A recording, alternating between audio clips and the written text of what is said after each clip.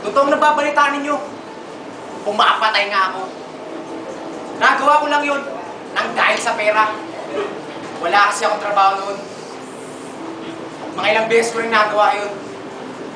Kaya itong babae ito, kapag hindi ito nagsabi ng totoo, papatayin ko rin ito. Hoy! Ako ba pinaririgan mo?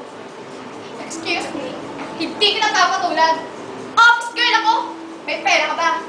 Kalawin mo silang mayor, congressman, governor, o kaya senator. Aba, ako ko yata sila.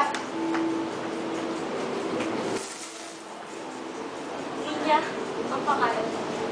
Madalas nilang sabihin, putok daw ako sa buho, ampon! Marahil ay dahil sa hindi ko nakakista ng mga magulang ko. Maaga yata ako nauna. Ewan ko, wala akong nalalaman. Hindi ako nakapag-aral. Wala na akong pamilya. Yung mga kumpara sa akin, heto! Iniwan ako doon! Doon! Doon sa lansangan! Yan ang tirahan ko. Galit ako sa mundo! Galit ako sa lahat! Sinisisi ko ang Diyos kung bakit ganito ang kapalaran ko. Mataas ako! Matigas! At walang puso. Ganyan ako.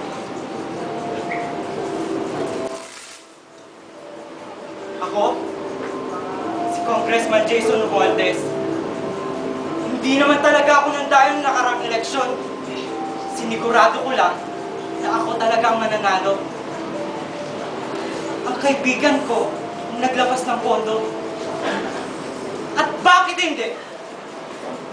Mapapakinabangan nila ako kapag nanalo ako.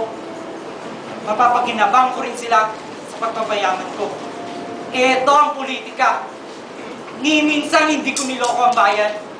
Hindi nga ako nagkaroon ng pagkakataon na makausap sila Lagi kasi akong out of town. Ayan! Isa ka pa. Dahil sa mga politikong katulad mo, maraming tulad namin ang naninirahan sa lasangan. At ikaw! Sino ka naman? Ako? Ako si Nancy. Isa akong guro. Madasalin ako naglilingkod sa simbahan. Nung bata pa lamang ako, sumasali na ako sa choir para maglingkod sa'yo. Nung magdalaga ako, sumali ako sa Singles for Christ. Naging lector din ako ng parokya at aktibo sa lahat ng gawain ng simbahan. Pero bakit ganito?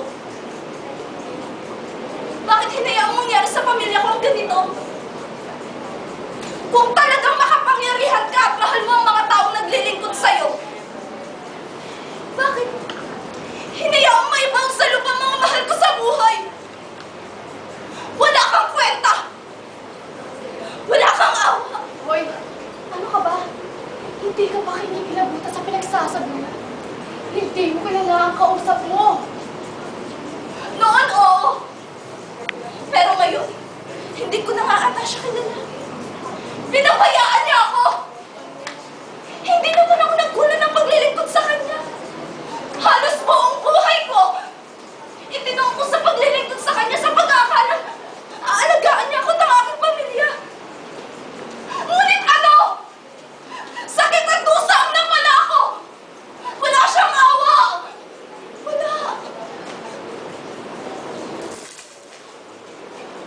Manggagamot. Yan ang tawag nila sa akin. Ginagamot? Oo.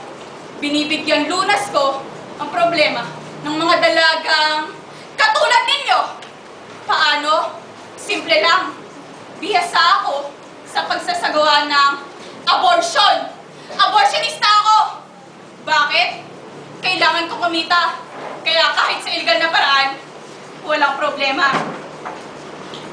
Bumagsak ang mundo ko nang matanggalan ako ng lisensya. Nang dahil sa my practice, ayoko na! Sumuko na ako! Wala akong magawa! Kailangan kong buhayin ang aking sarili at ang nag-iisang mahalagang tao na sa akin ay umaasa. Si Inay. Doktora Samantha Nunez ang pangalan ko. Doktora Nunez? Kilala kita. Salamat sa pagtulong mo sa kaibigan ko si Brenda. Magaling to! Siya ang nagladlad sa anak ni Brenda. Ako nga pala si Melody. ako sa isang kilalang institute. Pero ano?